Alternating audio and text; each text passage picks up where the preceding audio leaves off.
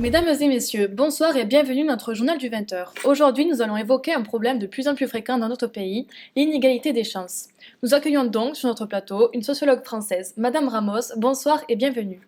Bonsoir Madame Pérez. En effet, les inégalités des chances sont de plus en plus fréquentes dans notre pays. Mais tout d'abord, définissons le terme inégalité. Il s'agit d'une différence de situation des individus en raison des ressources qu'ils détiennent, comme l'éducation, le revenu, le capital social, ou de pratiques comme la santé, le logement, la situation d'emploi, qui peuvent être classées dans différents milieux sociaux, qu'on peut traduire par classe sociale, groupe social, clan, ethnie, communauté, profession et catégories socio-professionnelles, les PCS. Mais alors peut-on dire que le milieu social auquel nous appartenons influe sur notre réussite scolaire et professionnelle en France ? C'est une question très intéressante à laquelle j'ai essayé de répondre en rencontrant deux jeunes de milieux différents. Interview de Laurie Durand et Marjorie Lapointe à Castres. Donc mes parents n'ont pas fait d'études, enfin ma mère elle s'est arrêtée après le brevet pour aider ses parents et trouver un travail de femme de ménage. Et mon père a eu un CAP plomberie et travaille dans une petite société du village. Bon après c'est sûr que moi j'aimerais faire un peu plus d'études qu'eux pour trouver un bon travail, pouvoir les aider. Mais mes parents n'auront pas les moyens de me payer les études. Mon père est chirurgien et ma mère médecin généraliste, donc ils ont obtenu un certain niveau d'études. Et c'est forcément un bon exemple pour moi et mes deux sœurs. On part à chaque vacances dans un différent endroit. J'adore découvrir différents pays, différentes cultures, visiter des musées. Quels sont vos passe-temps au quotidien ? J'adore lire, sortir avec mes amis au cinéma et puis surtout faire du shopping. Beaucoup de mes amis au lycée partent en vacances, ils visitent des musées, vont au théâtre ou à l'opéra avec leurs parents alors que moi je n'y suis jamais allée. Voilà donc tous ces facteurs, le fait de ne pas partir en vacances, de faire des sorties culturelles, avoir des livres à la maison, ou encore le niveau d'études des parents permet d'obtenir ou pas, d'un point de vue sociologique, un capital culturel hérité. Ce capital influe largement sur la réussite ainsi que l'état d'esprit de l'enfant. Qu'envisagez-vous pour l'avenir ? Quels sont vos objectifs ? Donc moi comme je vous l'ai dit j'aimerais faire des études mais bon tout a un prix et j'ai pas cette chance là. Donc j'aimerais essayer de trouver un boulot le plus vite possible comme serveuse ou un truc comme ça, je sais pas trop. Alors tout d'abord je voudrais obtenir un bac S, puis rentrer en première année de médecine, puis me spécialiser dans la chirurgie comme mon père.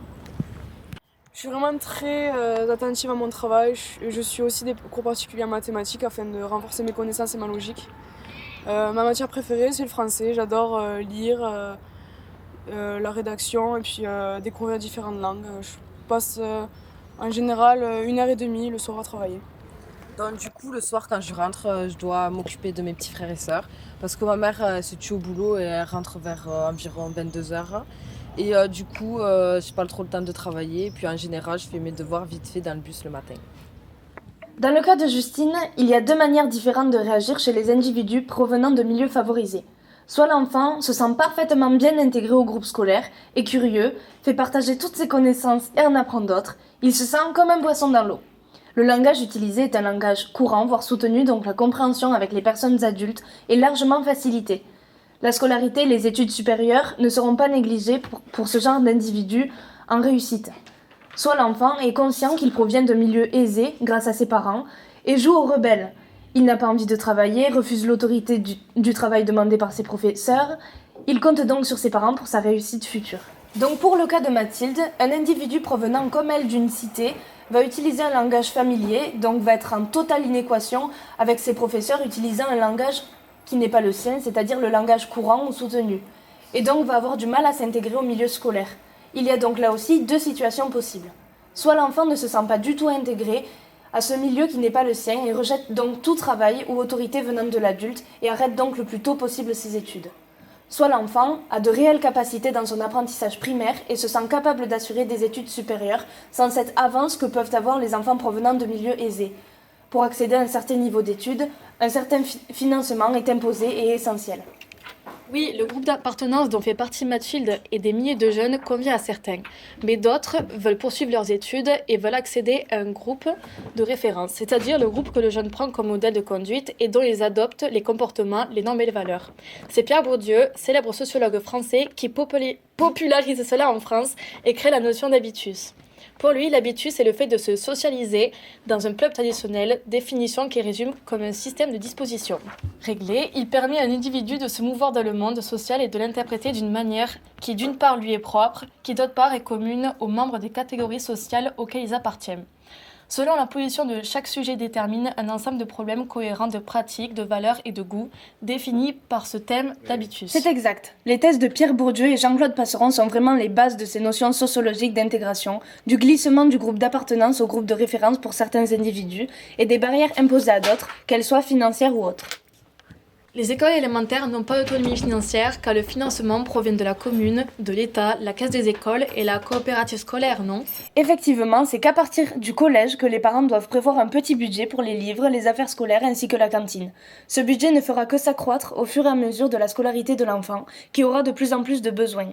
Et à partir du post-bac, un financement parfois conséquent est demandé, notamment pour un équipement technologique adapté aux différentes études, ordinateurs, etc., un logement, puisque la plupart des études s'effectuent dans de grandes villes de France, ainsi que pour certaines études, financer le concours d'entrée et l'année dans l'école.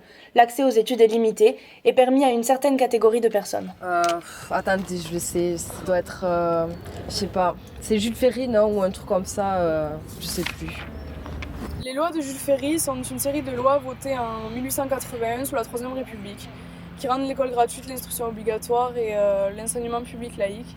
L'école gratuite a été mise en place pour faire profiter à tous, des enfants allant de 6 ans à 13 ans. L'école gratuite est destinée au peuple français, pour les classes aisées, les ouvriers, les paysans, pour que tout le monde ait droit à une éducation, en oubliant la classe sociale bien sûr. Moi je trouve ça vraiment super qu'on puisse mélanger toutes les classes sociales, tout le monde est égaux et pour moi c'est important de le rappeler. C'est vrai, l'école gratuite permet aux enfants de respecter les autres, facilite la fréquentation et permet de recevoir une instruction afin que tous les enfants aient les mêmes chances de réussir. Nous avons pu constater qu'un financement parfois conséquent était demandé pour les études des enfants. Celui-ci est malheureusement inatteignable pour de nombreuses familles en difficulté en France. Heureusement que les bourses existent. Moi je n'ai pas eu droit aux bourses car le salaire de mes parents est trop élevé, mais certains de mes amis sont rentrés au lycée grâce à ces bourses. Je trouve que c'est vraiment une opportunité géniale pour elles et d'ailleurs pour tous ceux qui en profitent. Les étudiants cumulent parfois travail et études pour assumer les frais de scolarité, le loyer, la nourriture et les soins. Selon le journal L'étudiant, en 2014, ils sont quand même 68% à déclarer travailler toute l'année, y compris durant les vacances universitaires, dont la moitié à mi-temps et un tiers à temps plein. Il y a aussi la carte scolaire dans chaque ville qui a été installée pour mélanger les personnes de milieux sociaux différents dans un établissement. Elle permet l'affectation d'un élève dans un collège ou un lycée correspondant à son lieu de résidence, mais chaque famille a la possibilité de formuler une demande de dérogation afin que son enfant soit scolarisé dans un établissement de son choix.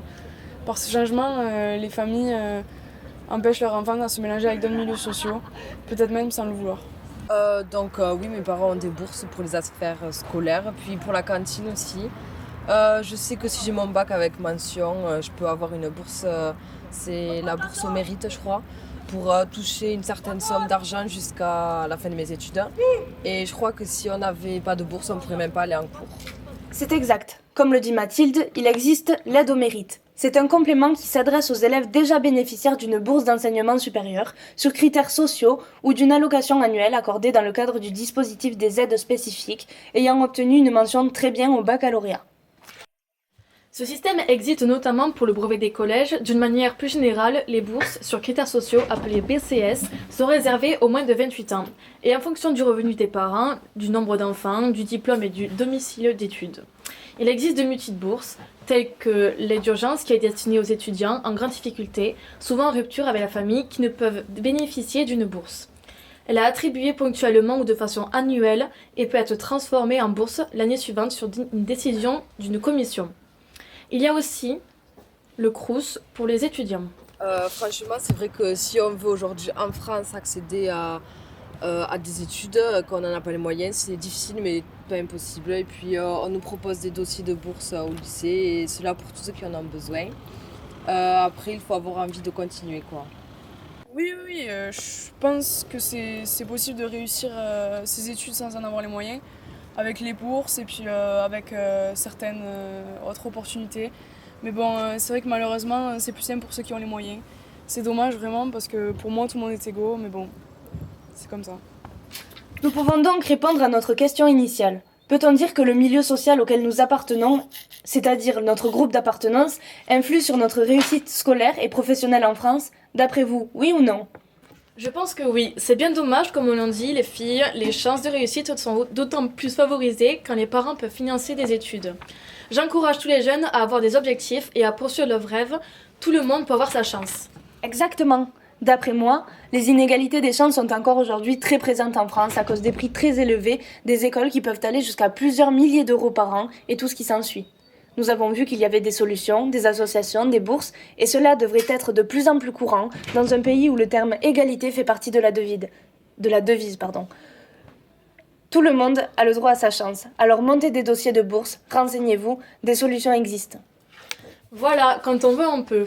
Merci de nous avoir suivis. Merci Madame Ramos, Mathilde et Justine. Je vous donne rendez-vous demain pour une nouvelle enquête à 20h. Bonne soirée à tous.